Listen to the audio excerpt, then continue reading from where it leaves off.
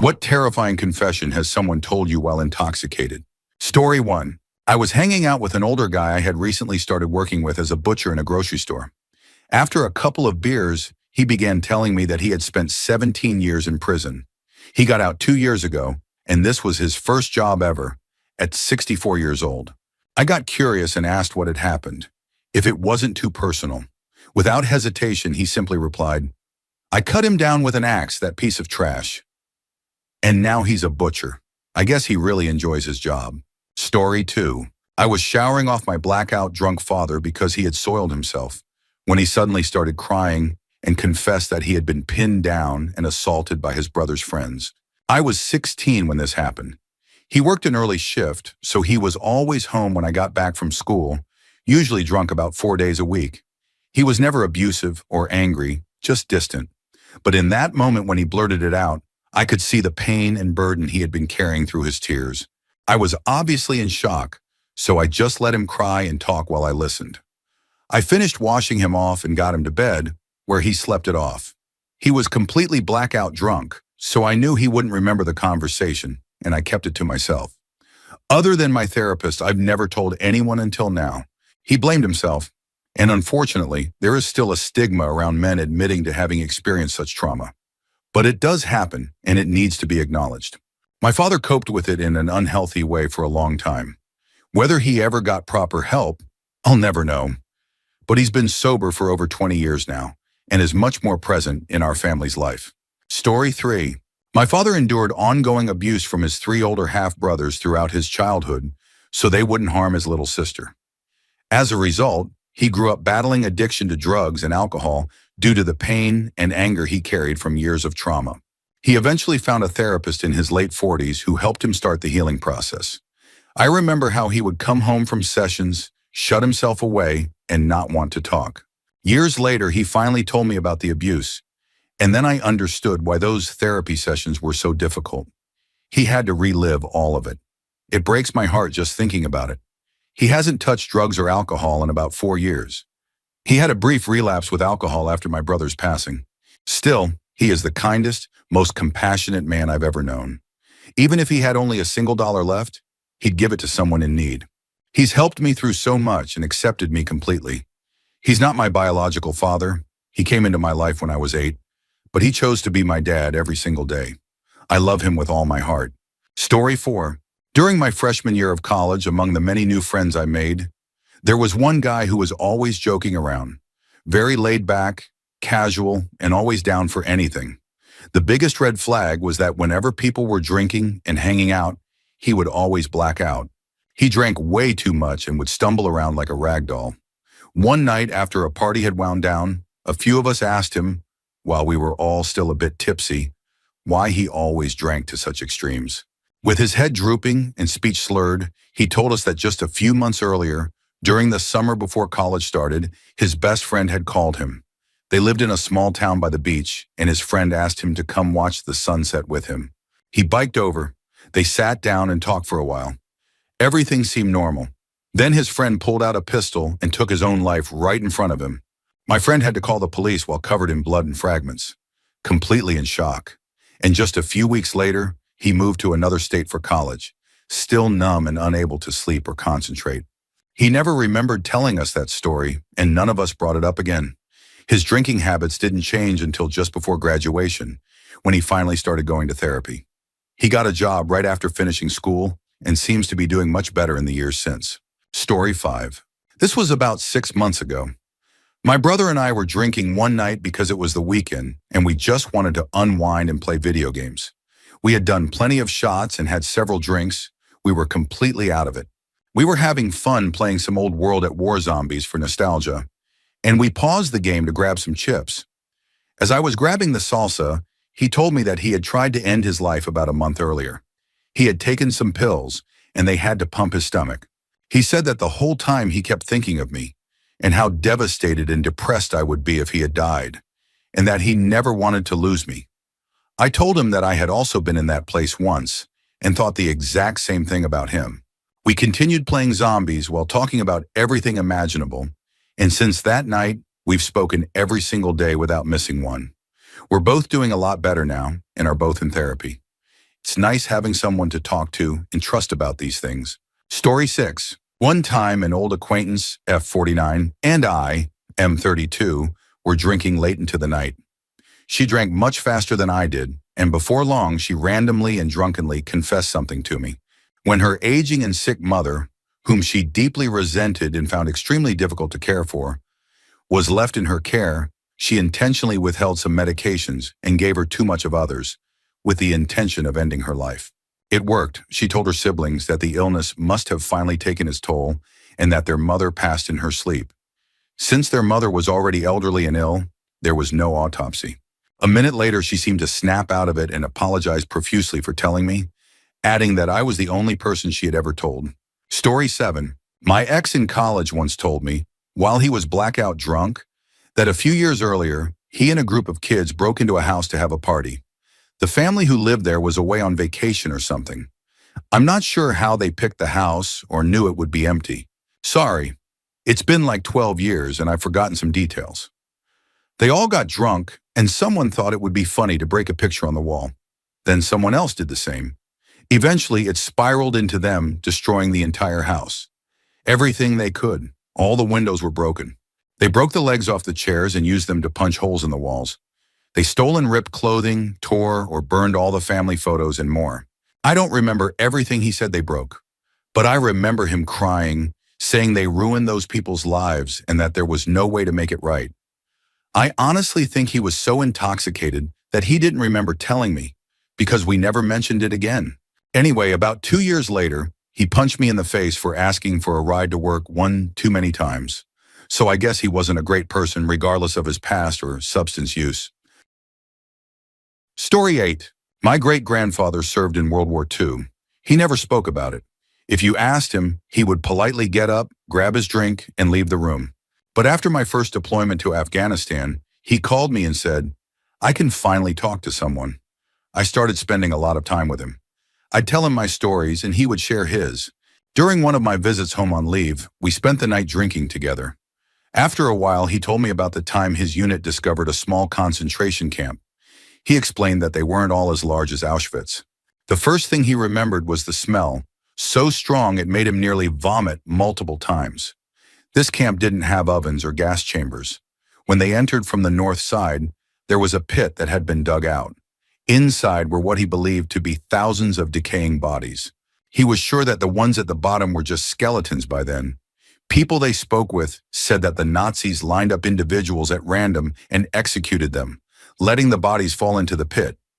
Some people, starving to death, had even thrown themselves in, hoping the fall would end their suffering instantly. Knowing the Allies were approaching, the German soldiers had locked the gates, taken or poisoned the food, and dumped dead bodies into the water supply.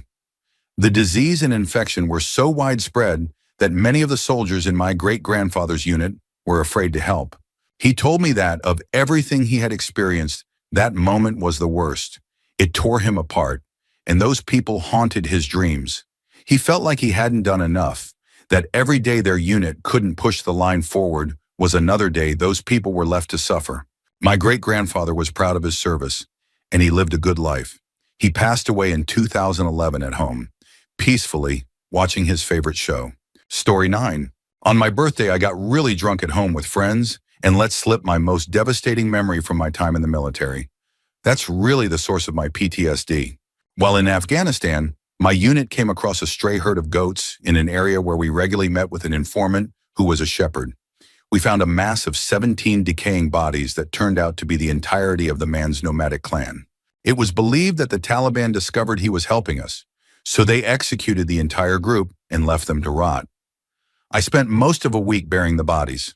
Some had been decapitated, including one child.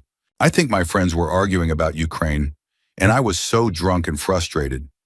None of them had seen the horrifying realities of war. So much of it is just a headline to people. Eat it.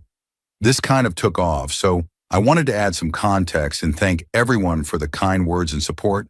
I was 19 when this happened, and it became a turning point in my life. I decided not to renew my enlistment because of it.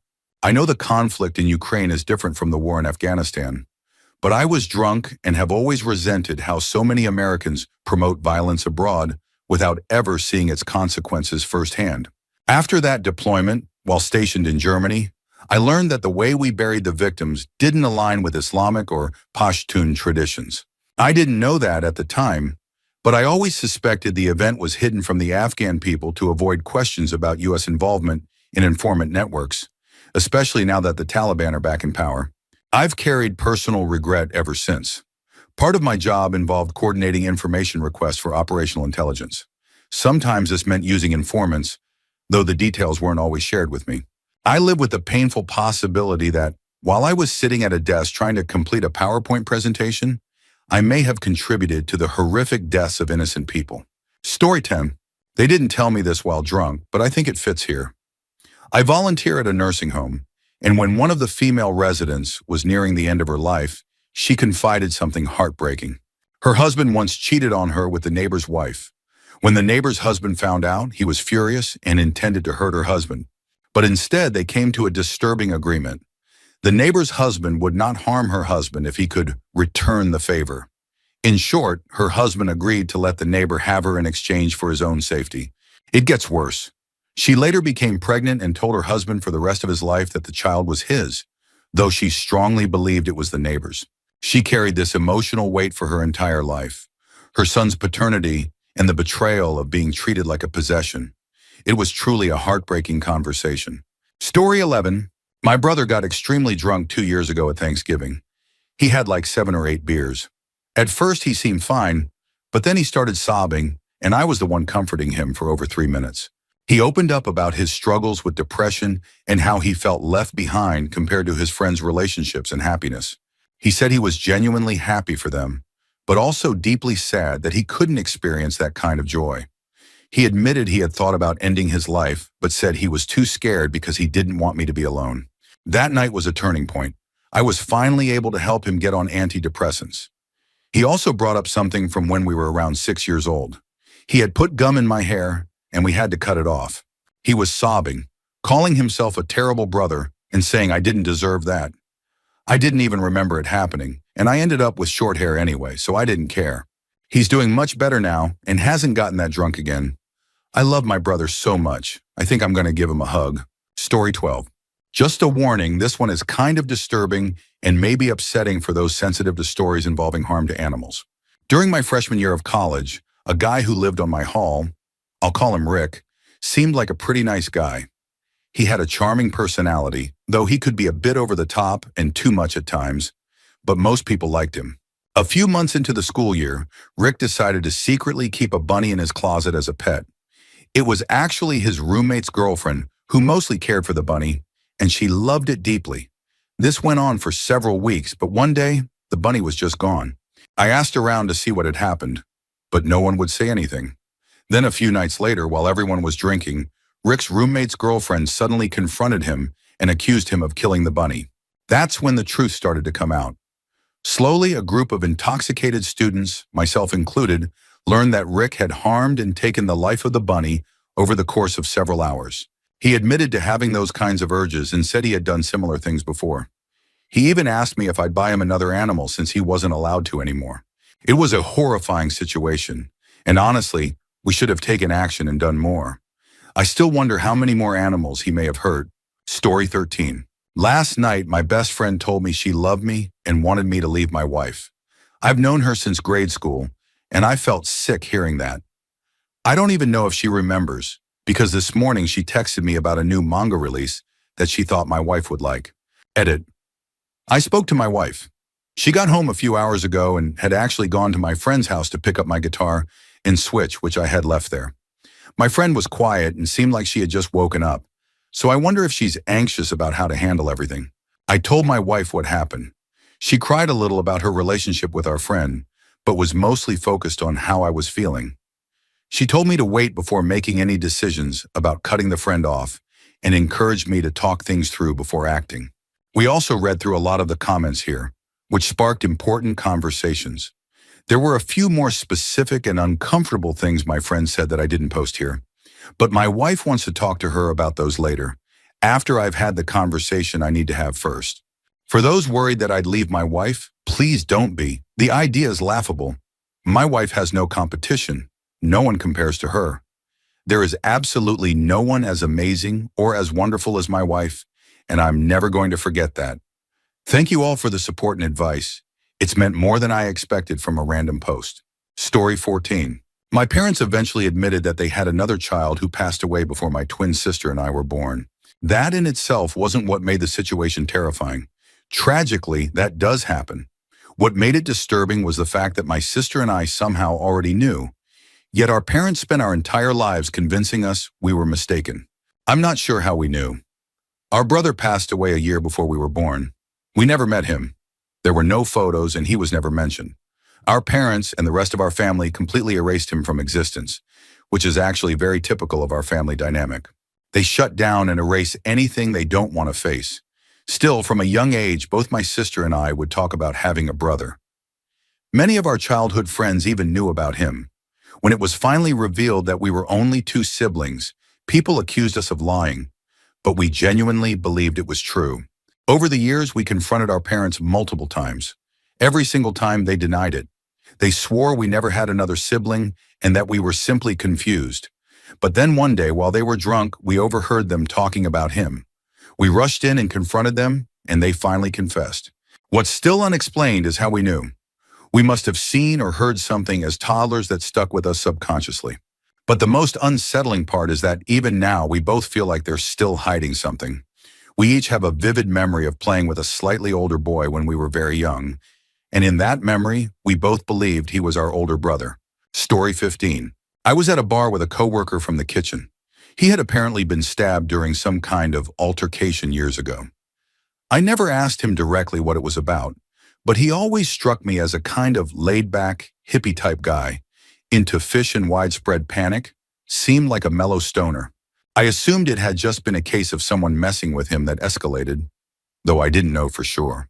That night at the bar, after a few shots, he told me that while he was in the hospital recovering from the stabbing, his older sister found the people who did it, and that they weren't alive anymore, or something to that effect.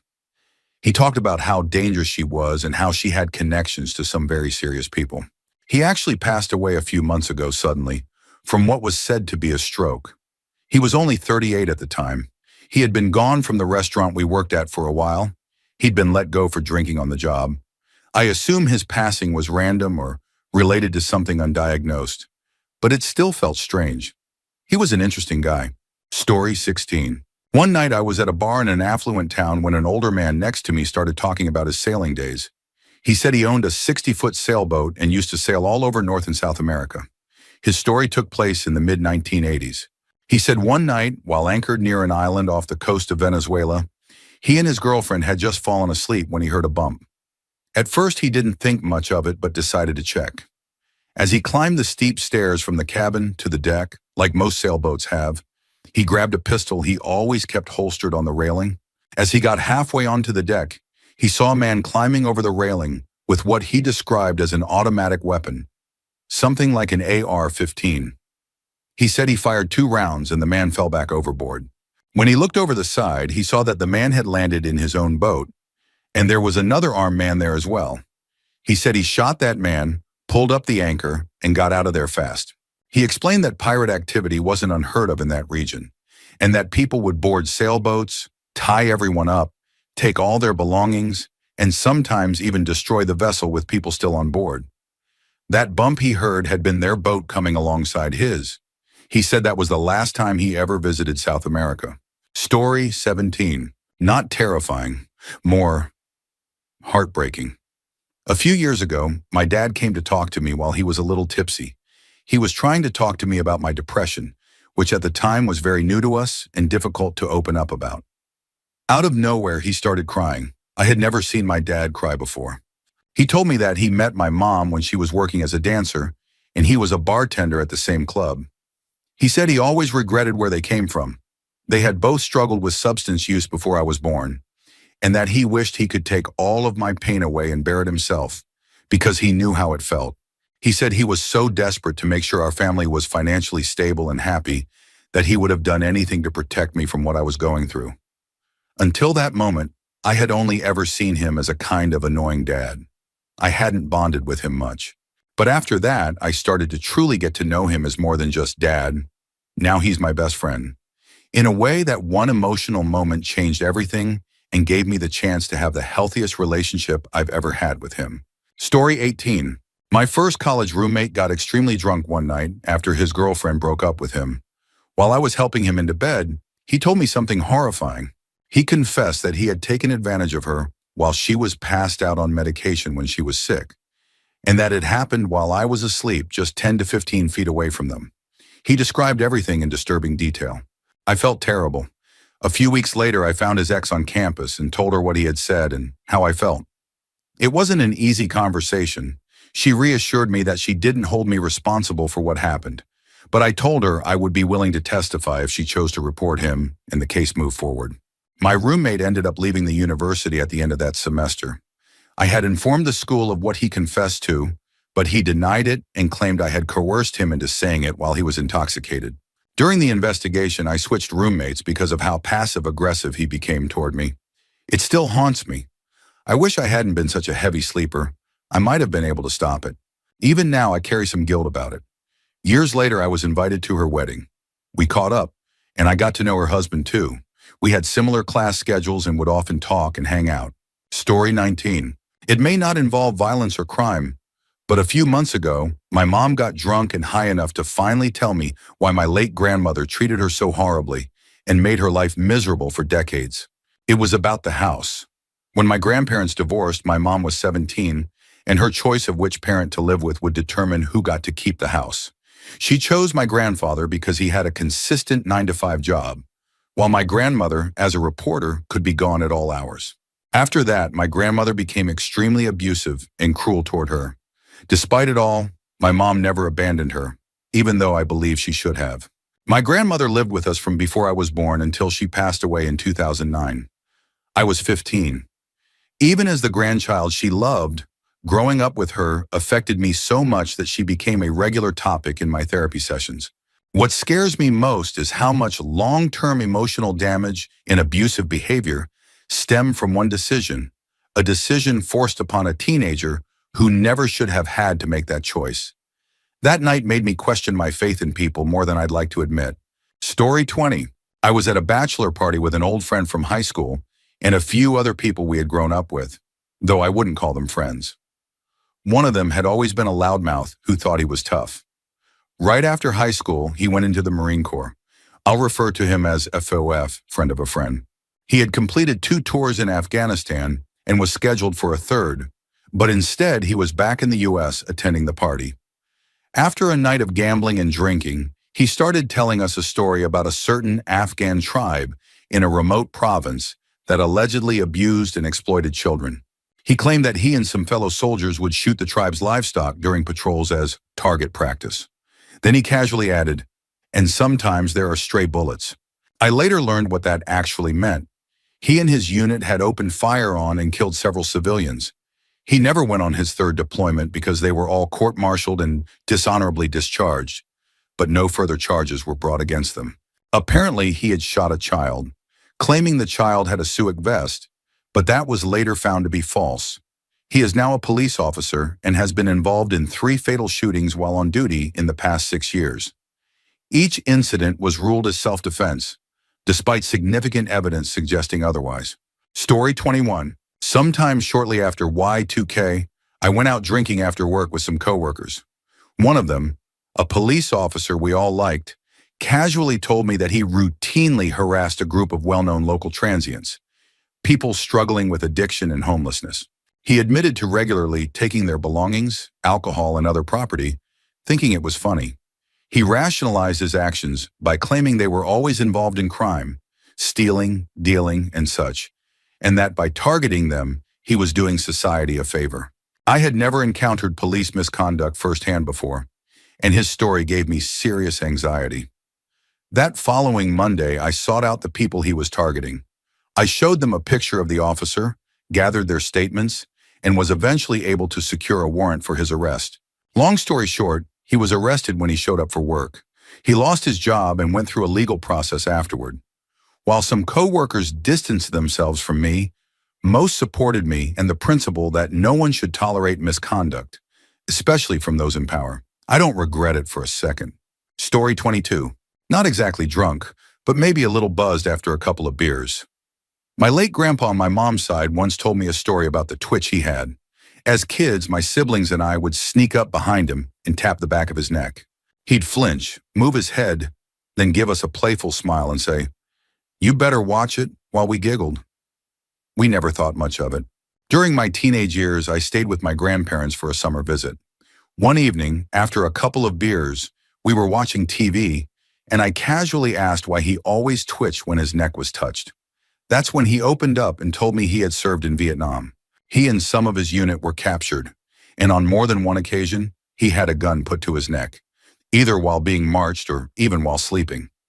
Ever since then, he'd instinctively react whenever something touched that area. I felt awful hearing that and apologized, even though he said it was okay and that we never meant harm.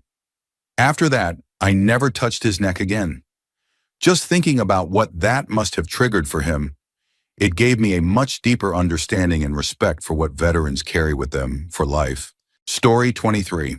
One of my friends, let's call him Marcus, was dating a girl none of us liked. She was manipulative and often disrespectful, but we tolerated her out of respect for Marcus. At one party, she got completely blacked out. I was helping her to the bathroom when she suddenly said, "Man, I'm so sorry for what I'm about to do to Marcus." I asked her what she meant, and she confessed that a few weeks earlier, she had cheated on him, had unprotected S, and suspected she might be pregnant. Instead of coming clean, she planned to tell Marcus the child was his. I was in shock and beyond angry, but I kept things calm since she was clearly very drunk. I told Marcus what she had said and let him decide what to do with the information. A few days later, he told us that she admitted to everything and that he broke up with her. Story 24.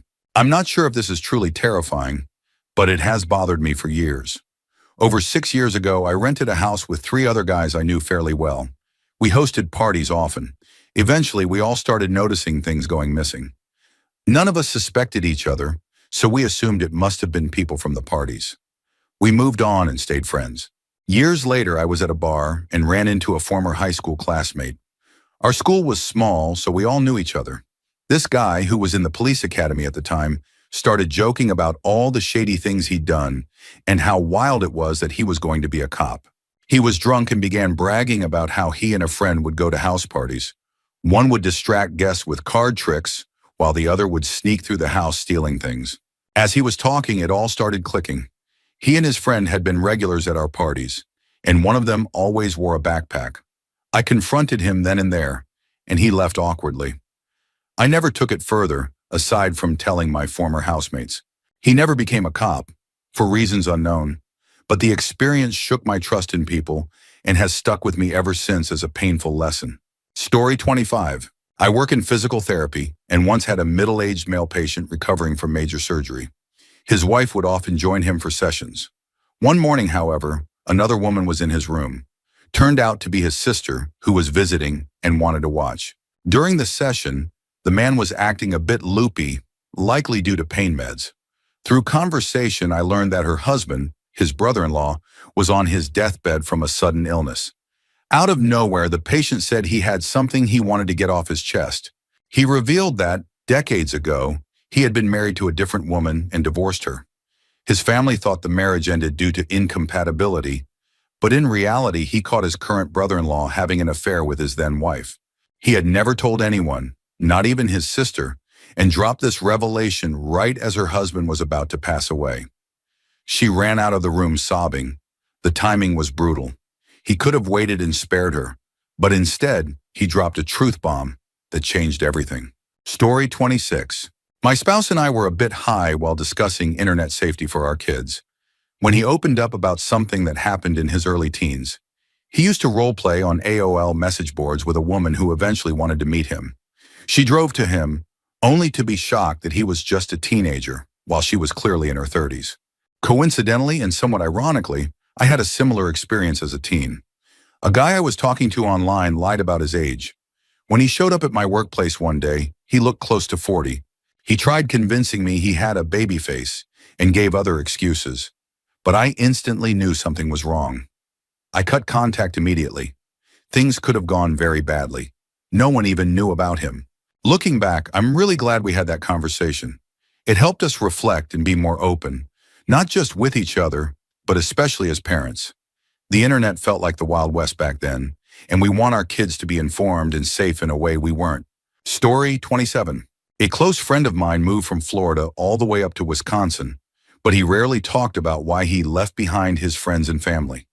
Every now and then, he would mention that he couldn't go back, that he wasn't allowed to see his daughter, and that he had a criminal record. But he never went into detail. One day, while we were drinking, he opened up out of nowhere. He told me he used to deal drugs, he wouldn't specify what, and that one day a group of men broke into his house. He owned a rifle and positioned himself in a back room. He said what stuck with him most was seeing someone rolling through a long, rectangular window. He didn't hear anything, just saw the movement, and he turned and shot the guy. Then another man came through the door, and he shot him too. That's all he shared.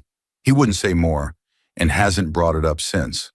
When I first met him, he gave me a fake name, and to this day, when he meets new people, he still introduces himself with fake names. Story 28. I got drunk with a good friend I hadn't seen in a while over the holidays. He confessed to me that he regretted becoming a father. He has 3 young kids, and he said it's the biggest mistake he's ever made, but he feels too deep into it now to do anything about it.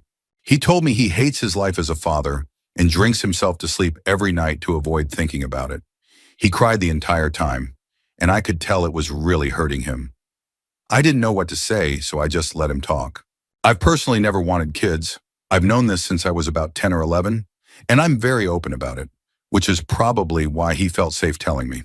He's afraid that our other friends, most of whom have kids, would judge or even shun him.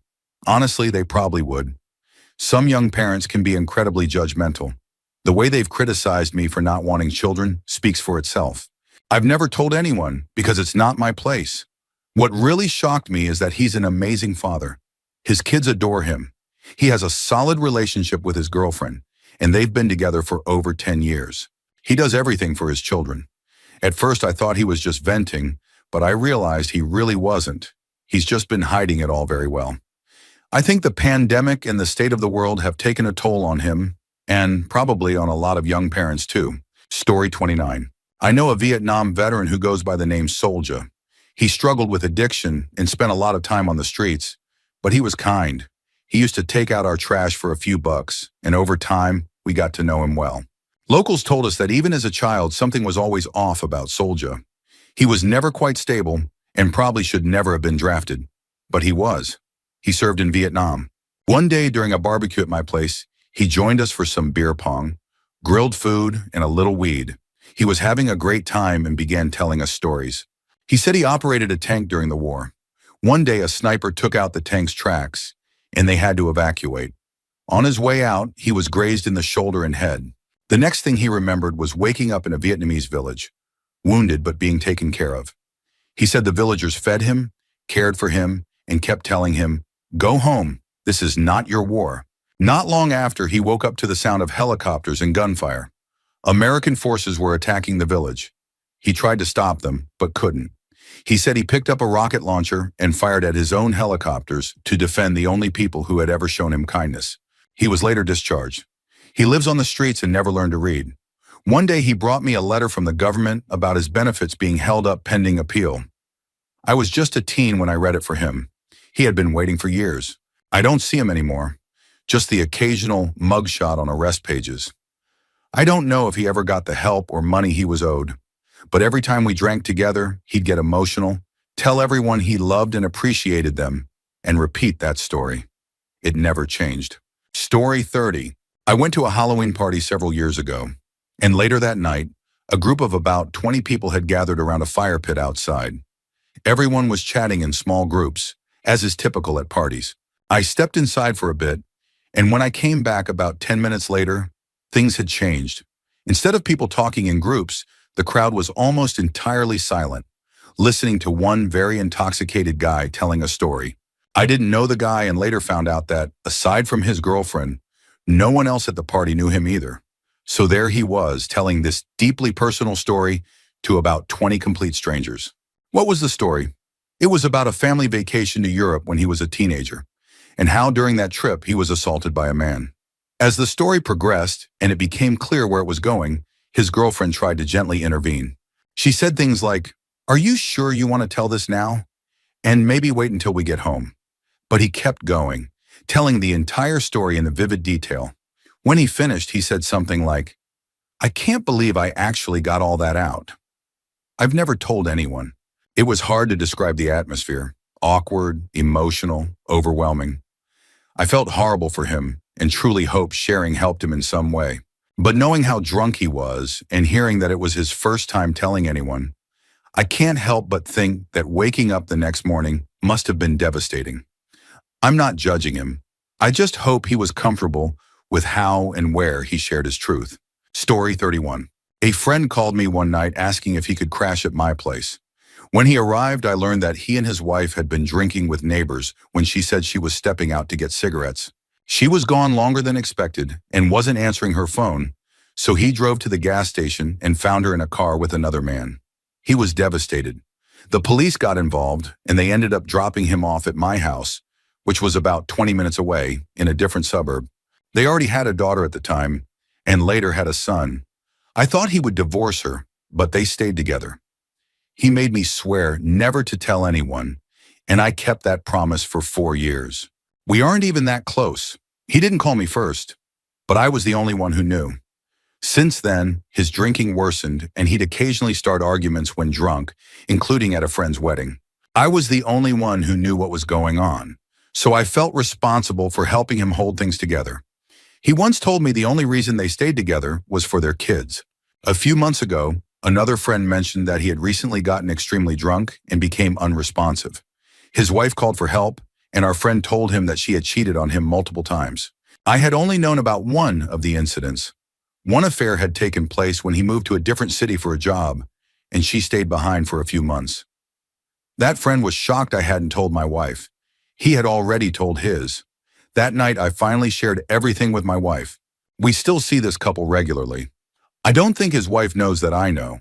Most of our friends just see him get drunk and act out, but have no idea why. I still have to keep quiet and act like I don't have serious reservations about her.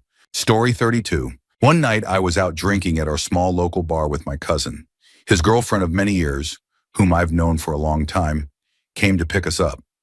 She was good friends with the bartender, so after her shift ended, we all stayed and drank even more. Eventually, my cousin, his girlfriend, and I left to grab McDonald's and then came back to my house to crash. We were all pretty drunk. At some point that night, my cousin suddenly told me he knew I'd always had feelings for his girlfriend. He said if I wanted her, he'd walk home and leave her to me. It was a bizarre moment. He had never shown any signs of resentment or distrust before. The next day when I brought it up, he got more upset, insisting that I was accusing him of something. Later, I found out he had told his brothers, who are also my friends, that he never liked when she would come smoke alone with me. She was a pizza delivery driver, and I would sometimes step outside with her for a break before she left. That conversation has affected my relationship with both of them and with my extended friend group ever since. Story 33. A close friend of a friend shared something deeply unsettling after a music festival. We were coming down from an MDMA roll, and he had also been drinking heavily. As we were walking back to our Airbnb, he was visibly out of it.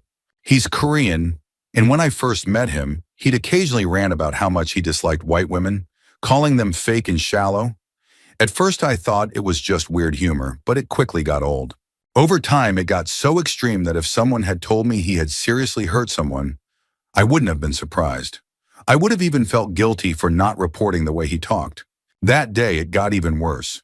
We were walking through a crowd of mostly young people, and a girl accidentally bumped into him.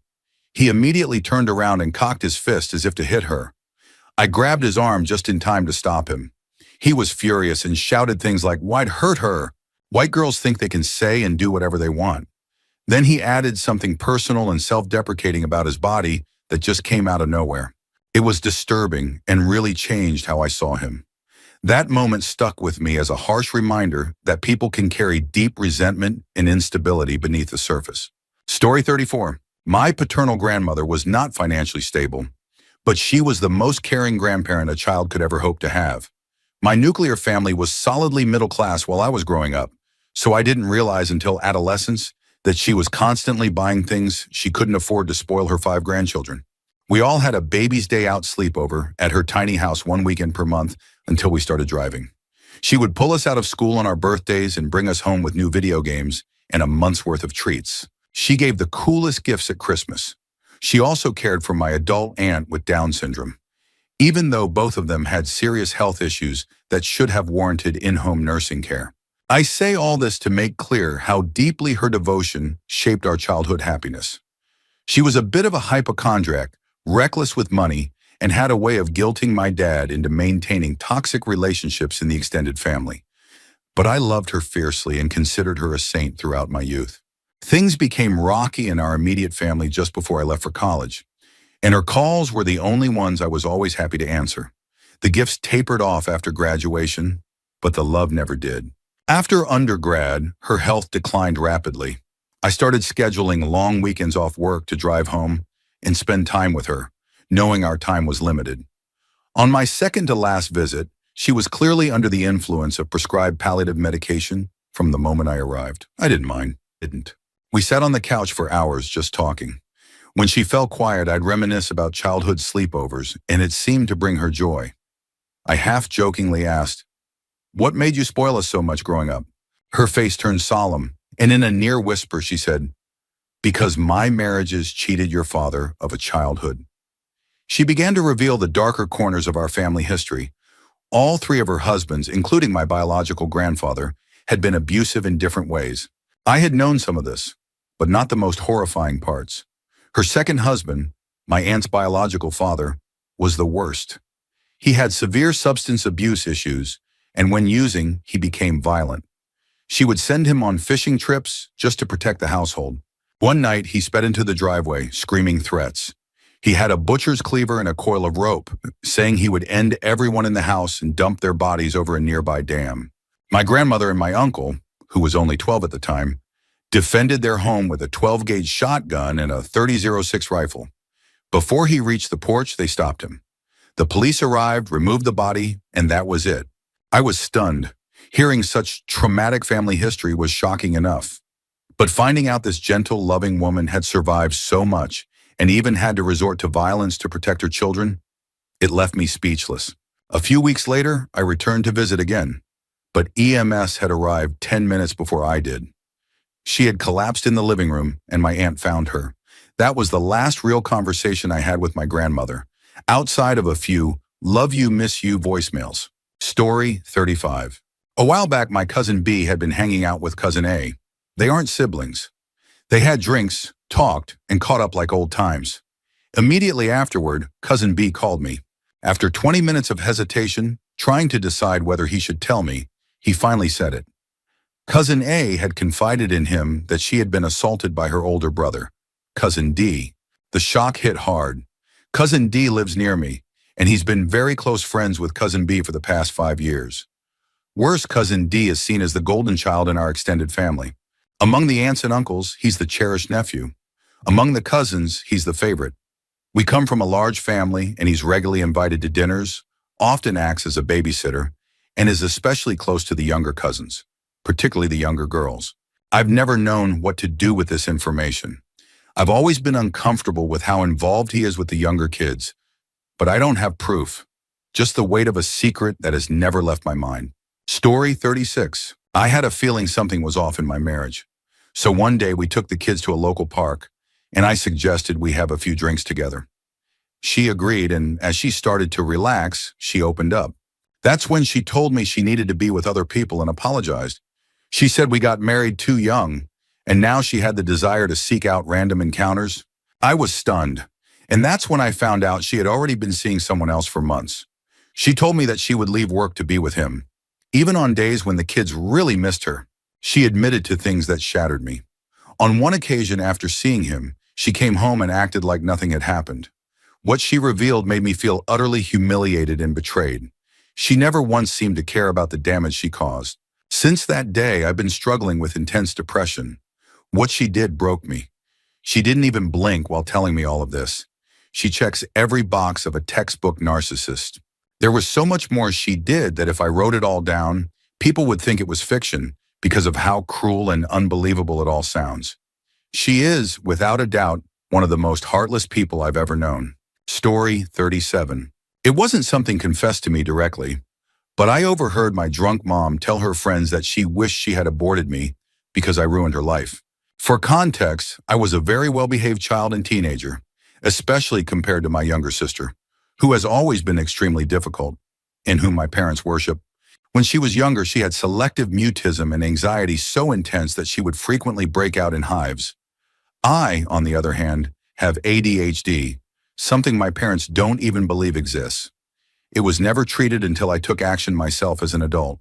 Anytime I so much as came close to misbehaving, I was immediately punished. I learned to mask my behavior at a young age, so much so that I didn't even realize I was masking. Anytime I showed signs of ADHD around them, I was told I was either stupid, faking it, or asked, "What's wrong with you?"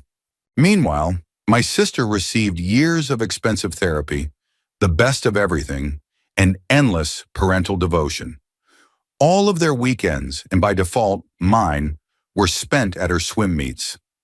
They couldn't even commit to keeping me in one non-competitive dance class. My sister went to college for a pastry arts degree and was constantly praised for being a 4.0 student. Meanwhile, I was struggling to earn 2 accounting degrees while dealing with an undiagnosed learning disability. And all I got was criticism. My sister's teenage years were a nightmare. She was frequently disrespectful, once threw clothes out of the car because she didn't want to go to a restaurant, and tried to physically hurt me on multiple occasions over trivial things like saying, "Good morning." She once attempted to attack me with utensils while my parents were gone. Another time while I was driving, she yanked the steering wheel, nearly causing an accident, all because I changed our parking spot while she and her friend were shopping. I even texted her a picture of where I moved the car, but she didn't check her phone and got lost in the parking lot. People outside our family have commented on how obvious the favoritism is. Today, my sister is unemployed, hasn't worked in 2 years, and isn't planning to anytime soon, even after finishing her RN last year, because she refuses to get vaccinated due to her and my parents' political beliefs. Despite doing nothing with her degree, they constantly brag about her becoming an RN. Meanwhile, I've managed to increase my salary by $12,000, bought a car, bought a house, and maintained peace with my husband despite the way my sister treats me. Yet somehow, I'm still the one they blame for everything. They even openly say that my sister is the bitchy one, and I'm the nice one, but she's still the one they favor, and I'm still the so-called life ruiner. They know the truth, yet I'm always the villain in whatever version of events they tell others. I've gone through years of emotional damage because of them, and as an adult, it has ruined my ability to form any healthy connection with parental figures or older people.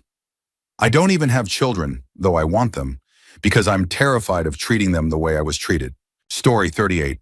It wasn't really a terrifying confession, but a terrifying experience that came as a result of it.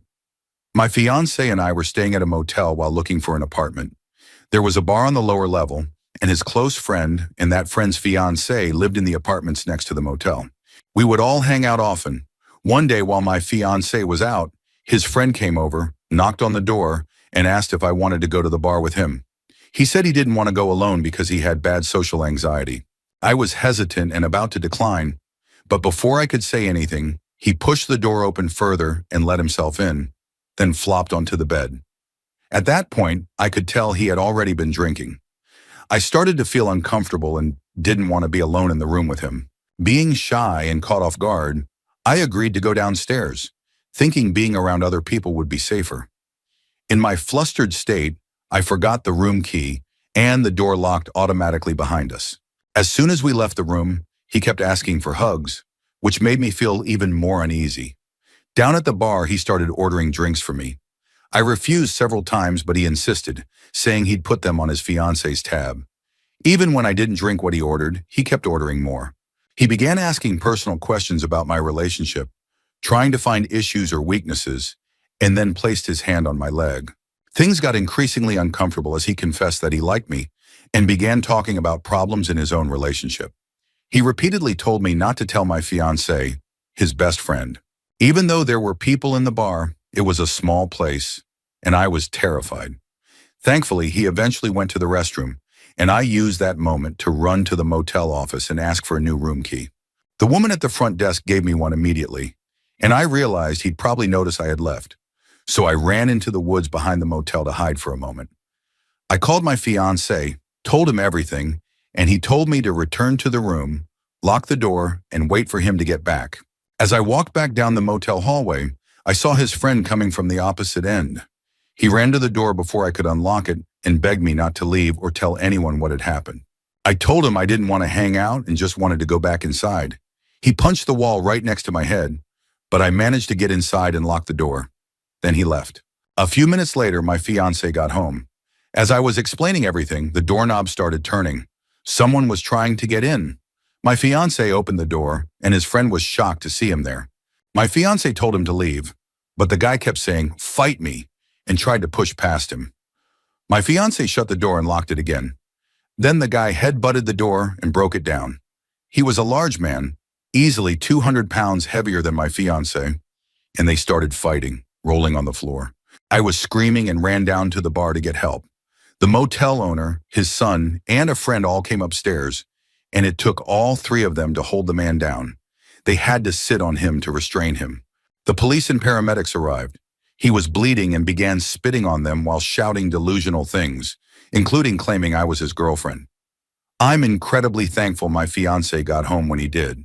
Story 39. While completely drunk, my mom opened up to me in detail about the abuse she suffered in her childhood. I always knew something had happened, but not to the extent she described. She was assaulted repeatedly into her mid-20s, even after having my older sister and becoming pregnant with my brother. She was beaten daily. When my dad learned she was pregnant, he questioned whether my brother was even his.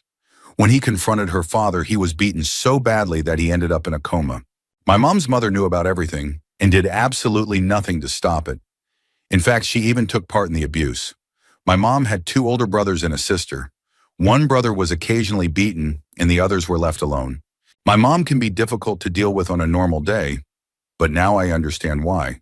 She stayed silent for so many years, and now she says exactly what's on her mind. She works as a social worker, helping families with disabled children and often supporting survivors of assault. She's truly a saint, always trying to do good. I don't refer to her parents as my grandparents. I hate them. Her father was jailed and died disgraced. Her mother is still alive. About 17 years ago, my mom tried to rebuild a relationship with her and involved us in it. I tried for her, but I couldn't do it. In my eyes, that woman can suffer the way she made my mother suffer. She never once apologized. Story 40. While traveling in Laos with a buddy and a girl from the US, who had Laotian heritage and whom we met along the way, we were having drinks in our room. The conversation took a dark turn when she started opening up. She told us that she had been assaulted by two male friends in her college dorm room and that she had experienced other abuse she didn't want to talk about. My friend and I were stunned. We'd never heard someone share something like that so openly before. What surprised us even more was what happened afterward. She tried to initiate something physical with both of us, suggesting a threesome. We respectfully declined, especially given what she had just shared. Looking back, I recognized that her behavior, combined with her past, was likely a reflection of deep-rooted trauma, possibly manifesting as compulsive behavior or attachment issues. It broke my heart. I didn't want to keep partying, but we did anyway. The days that followed led me to one of the lowest emotional points in my own life, something I've never told anyone until now. It gave me a bittersweet and painful realization about how trauma continues to echo through people's lives, and how much hurt often hides behind a smile or a story.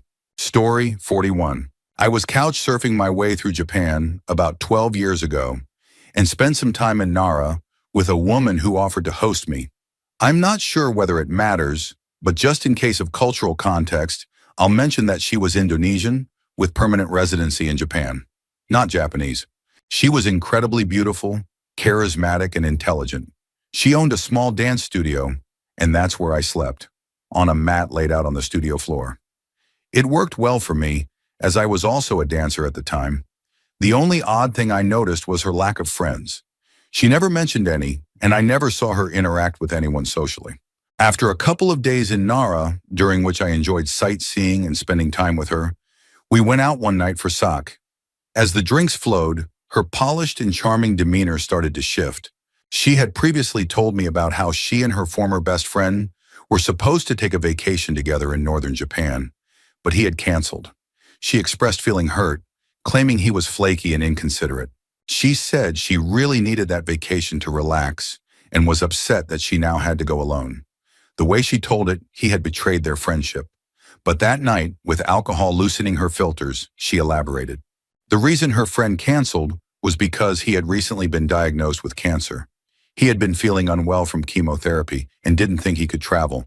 Her reaction? Anger. She said his illness ruined her plans and called him selfish for focusing on himself instead of her. Then she said something that left me frozen.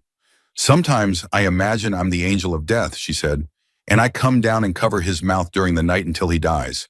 I didn't know how to respond. First, because I was suddenly convinced she had serious psychological issues, maybe even sociopathy.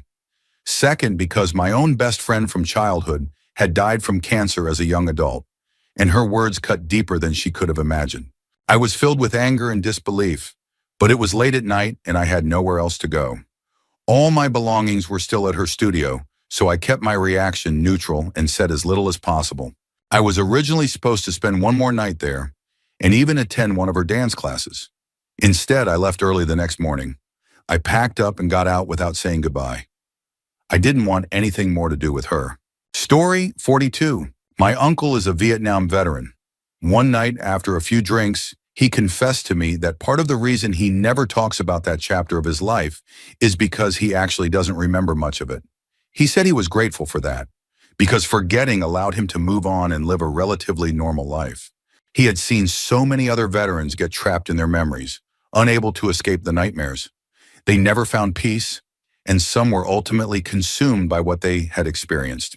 But when the Vietnam War Memorial, the wall in D.C. with the names of the fallen, was built, he made a trip to see it. He went there to look for the names of the men in his squad. The men he had crawled through mud with, shared awful rations with, endured hell with, his brothers in arms. But as he stood there staring at the wall, he realized something devastating. He didn't recognize a single name, not one. He was left just staring at row after row of unfamiliar names, unable to remember the very people he had survived beside.